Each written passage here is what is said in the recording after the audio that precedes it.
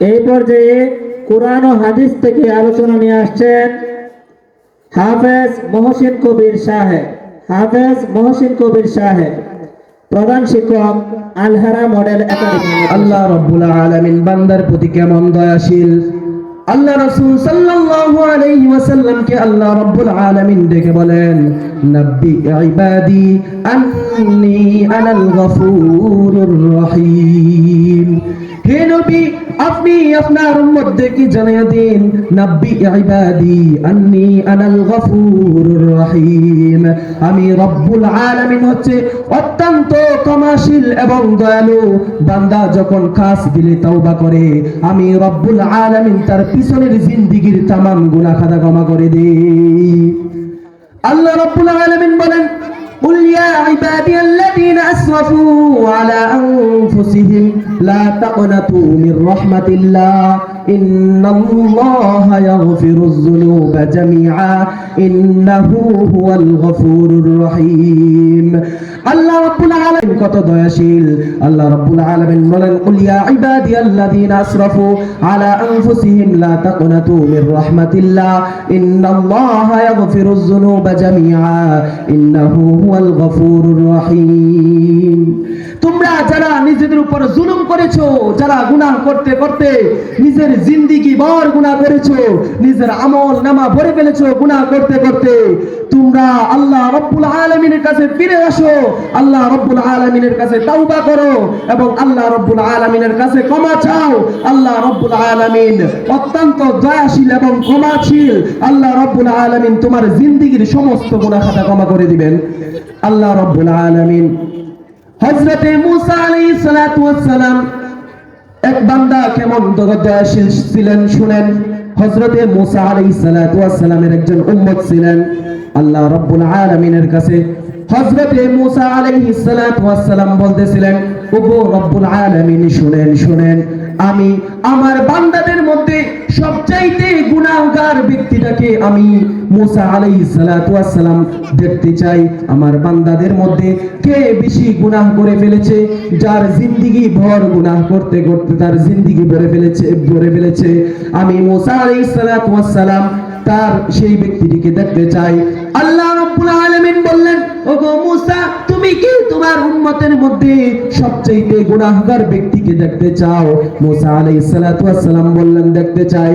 হযরতে মূসা আলাইহিস সালাতু ওয়াস সালামকে আল্লাহ রাব্বুল আলামিন বললেন, ওগো মূসা, কালকে সূর্য উদয় হওয়ার পর তুমি ওই রাস্তার মোড়ে যাইয়া দাঁড়াইবে এবং রাস্তার মোড়ের মধ্যে দাঁড়াইয়া সর্বপ্রথম যে ব্যক্তিটিকে তুমি দেখতে পাবে, সেই ব্যক্তিটি হচ্ছে তোমার উম্মতের মধ্যে সবচেয়ে বেশি গুনাহগার।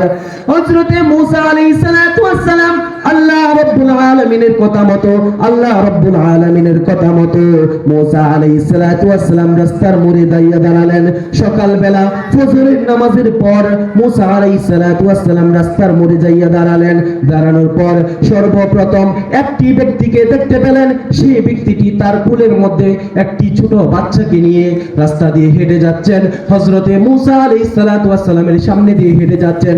আল্লাহ রাব্বুল আলামিনকে হযরত মূসা আলাইহিস সালাতু ওয়াস সালাম ওই বান্দাটিকে দেখার পর আল্লাহ রাব্বুল আলামিনকে বলতেছিলেন, ওগো রব্বুল আলামিন, আমি অবাক হয়ে গেলাম, আমার উম্মতের মধ্যে কি ওই বাচ্চাওয়ালা যেই বাচ্চাটাকে এক ব্যক্তি নিয়ে গেলেন, আমার উম্মতের মধ্যে কি সেই ব্যক্তি সবচাইতে গুনাহগার ব্যক্তি কিনা? আল্লাহ রাব্বুল আলামিন বললেন, হ্যাঁ হ্যাঁ, সেই ব্যক্তিরই হচ্ছে তোমার উম্মতের মধ্যে সবচাইতে বেশি গুনাহগার ব্যক্তি। হযরতে মূসা আলাইহিস সালাতু ওয়াস সালাম আল্লাহ রাব্বুল আলামিনের কাছে আবার প্রশ্ন করলেন, ওগো রব্বুল আলামিন, আমি তো আমার উম্মতের মধ্যে সবচাইতে গুনাহগার ব্যক্তিকে দেখে ফেললাম এবং এখন আমাকে, ওগো আল্লাহ রাব্বুল আলামিন, এখন আমাকে আমার উম্মতের মধ্যে একজন ওলিকে দেখান, যার কোনো গুনাহ নাই, যে ব্যক্তি আল্লাহ রাব্বুল আলামিন আপনার ইবাদত করতে করতে আল্লাহর ওলি হিসাবে পরিচিত হয়ে হয়েছে আপনার কাছে।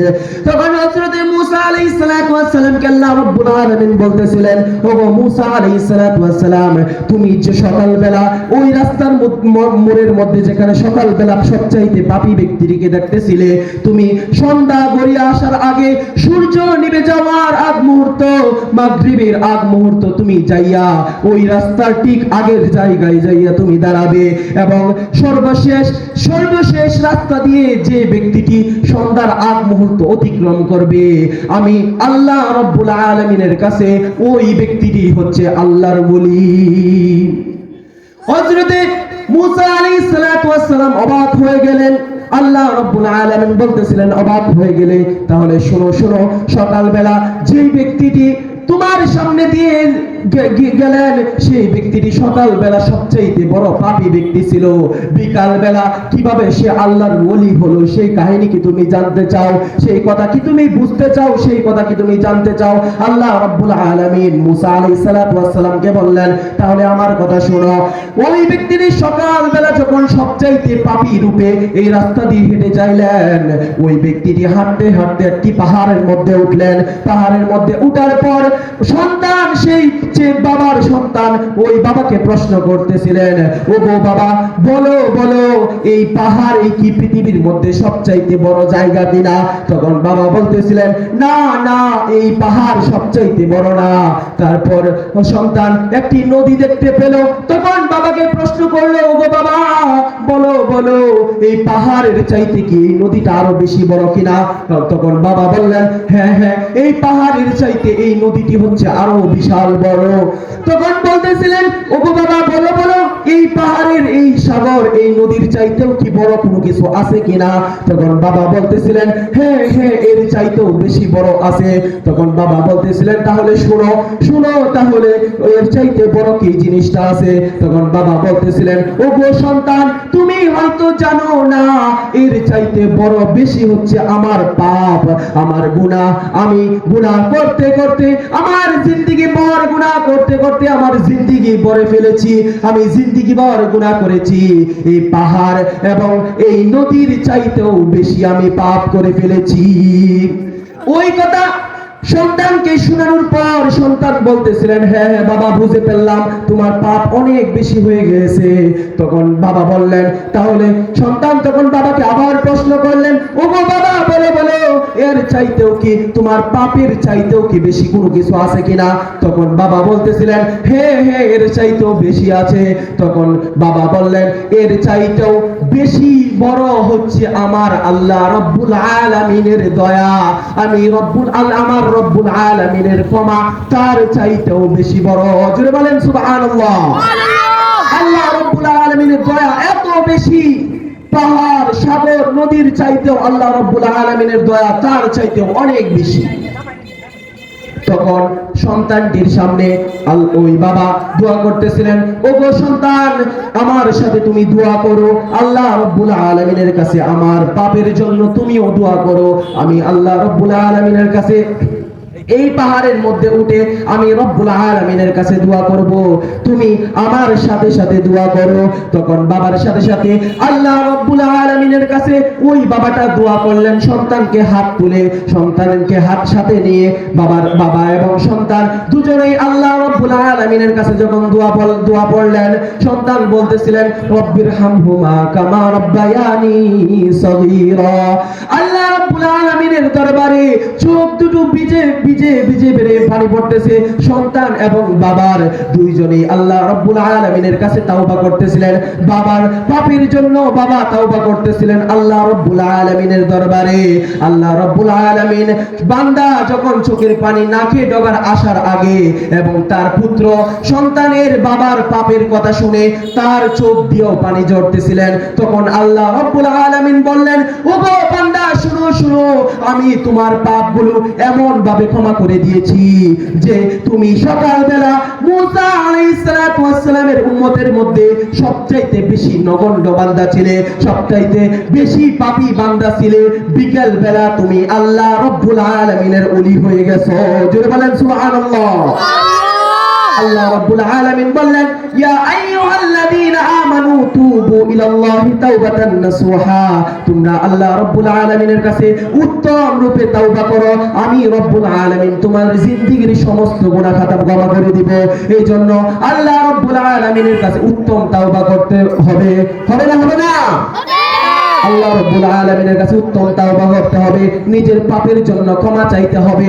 তাহলে একটা ঘটনা শুনেন।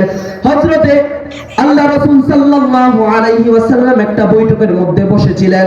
বসে থাকার পর হযরতে মাইজ ইবনে আব্দুল্লাহ এসে বলতেছিলেন, ওগো বিশ্বনবী নবী আরবি সাল্লাল্লাহু আলাইহি ওয়াসাল্লাম, আমি তো বিশাল বড় পাপ করে ফেলেছি, আমি তো গুনাহ করে ফেলেছি, আমার শাস্তি দেন। হযরত মুহাম্মদ সাল্লাল্লাহু আলাইহি ওয়াসাল্লাম বলতেছিলেন, কি পাপ করে ফেলেছো আমাকে বলো। হযরত সাদ ইবনে মাইজ ইবনে আব্দুল্লাহ বলতেছিলেন, আমি তো জিনা করে ফেলেছি। কি করে ফেলেছি? জিনা করে ফেলেছি, আমাকে শাস্তি দেন। আল্লাহ রাসূল সাল্লাল্লাহু আলাইহি ওয়াসাল্লাম সাহাবীদেরকে পাঠিয়ে দিলেন, ওগো সাহাবারা, তোমরা খোঁজ নিয়ে দেখো, আমার বিশ্বাস হচ্ছে না আমার মাইজ কি সত্যিকারের গুনাহগার কিনা। আমার মাইজ কি সত্যিকারের গুনাহগার হইতে পারে না, আমার মাইজ কি সত্যিকারের জিনা করে ফেলেছে কিনা। আল্লাহ রাসূল সাল্লাল্লাহু আলাইহি ওয়াসাল্লামের কথা অনুযায়ী সাহাবীরা চলে গেলেন। সাহাবীরা খোঁজ নিয়ে দেখতে পেলেন মাইজ সত্যিকারের জিনাকার। আল্লাহ রাসূল সাল্লাল্লাহু আলাইহি ওয়াসাল্লাম সাহাবীদেরকে আদেশ দিলেন, ওগো সাহাবারা, যাও যাও, তোমরা গর্ত খনন করো। কি খনন করো? গর্ত খনন করো। জিনাকারের শাস্তি হচ্ছে পাথর মেরে হত্যা করা। তাকে সবাই মিলে পাথর মেরে হত্যা করে তার শাস্তি যেন সে দুনিয়াতেই পেয়ে যায়। ইসলাম এমন একটা জিনিস, এমন একটা ধর্ম যেখানে অন্যায়ের শাস্তি দুনিয়াতেই পেতে হবে। অন্যায়ের শাস্তি আল্লাহ রাসূল সাল্লাল্লাহু আলাইহি ওয়াসাল্লাম সাহাবীদেরকে দুনিয়ার মধ্যেই কিভাবে শাস্তি দিবেন সেটাও শিখায়া গেছেন। আব্দুল্লাহ ইবনে মাইজ ইবনে আব্দুল মালিককে দুনিয়ার মধ্যে শাস্তি দিলেন। সাহাবীদেরকে বললেন, ওগো সাহাবারা, গর্ত খনন করো। গর্তের মধ্যে তখন মাইজ ইবনে আব্দুল্লাহকে রাখলেন এবং সকল সাহাবীদেরকে আদেশ দিলেন, ওগো সাহাবারা, তাকে পাথর মেরে মেরে তোমরা হত্যা করো। পাথর মারতেছিলেন। সাহাবীরা যখন পাথর মারতেছিলেন তখন আব্দুল্লাহ ইবনে মাইজের শরীর থেকে কিছুটা রক্ত যাইয়া অন্য সাহাবীদের গায়ে লাগলেন এবং লাগার পর ওই সাহাবীরা চি চি বলতেছিলেন যে একজন পাপী বান্দার রক্ত আমার গায়ে এসে লেগেছে। চি, হায় হায়, কি হয়ে গেল? একজন কে? পাপী বান্দার রক্ত আমার গায়ে এসে লেগেছে, আমার তো নাপাক হয়ে গেছে শরীর। হযরত মুহাম্মদ সাল্লাল্লাহু আলাইহি ওয়াসাল্লাম, বিশ্বনবী নবী আরবি সাল্লাল্লাহু আলাইহি ওয়াসাল্লাম বলতেছিলেন, ওগো সাহাবীরা, চুপ করো তোমরা। আমার মাইজ যেভাবে সে দুনিয়ার মধ্যে শাস্তি পেয়েছে, আমার মাইজ আমি রব্বুল আলামিনের কাছে যেভাবে তওবা করেছে এবং তার শাস্তি যেভাবে দুনিয়ার মধ্যে পেয়েছে, আমার মাইজ আব্দুল্লাহ ইবনে মাইজ গুনাহগার হইতে পারে না। মাইজের শাস্তি দুনিয়ার মধ্যে থেকে হয়েছে। তোমরা শুনে রাখো, আমি তার জিন্দেগীর সমস্ত গুনাহ খাতা ক্ষমা করে দিলাম। এবং আল্লাহ রাসূল সাল্লাল্লাহু আলাইহি ওয়াসাল্লাম সাহাবীদেরকে বলতেছিলেন, ও সাহাবীরা, শুনো, আমার মাইজ ইবনে আব্দুল মালিকের তাওবা আমি রব্বুল আলামিনের কাছে এতটা কবুল হয়েছে। মাইজ ইবনে আব্দুল মালিকের তাওবা যদি পৃথিবীর লগ্ন থেকে সমস্ত মুসলমানের গুনাহগারের খাতার মধ্যে দেওয়া হয়, সমস্ত মানুষের গুনাহ ক্ষমা হয়ে যাবে। আল্লাহ রাব্বুল আলামিন বলেন, এই মাইজের তাওবার পাওয়ার কমবে না। জোরে বলেন সুবহানাল্লাহ। এই জন্য আল্লাহ রাব্বুল আলামিনের কাছে কিভাবে তাওবা করতে হবে? উত্তম ভাবে তাওবা করতে হবে। তুবু ইলাল্লাহি তাওবাতান নাসুহা, উত্তম রূপে তাওবা। মাইজ ইবনে আব্দুল মালিকের মতো তাওবা করতে হবে। তাহলে আল্লাহ রাব্বুল আলামিন আপনার আমার জিন্দেগীর সমস্ত গুনাহ খাতা ক্ষমা করে দিবেন। আল্লাহ রাব্বুল আলামিন বলেন, ইয়া আইয়ুহাল্লাযীনা আমানুত্তাকুল্লাহা হাক্কা তুকাতিহি ওয়া লা তামুতুন্না ইল্লা ওয়া আনতুম মুসলিমুন। তোমরা আল্লাহ রাব্বুল আলামিনকে ভয় করো, ভয় করার মতো। কিভাবে ভয় করতে হবে আল্লাহ রাব্বুল আলামিনকে? ভয় করার মতো। আর তোমরা মুসলমান না হয়ে মৃত্যুবরণ করো না।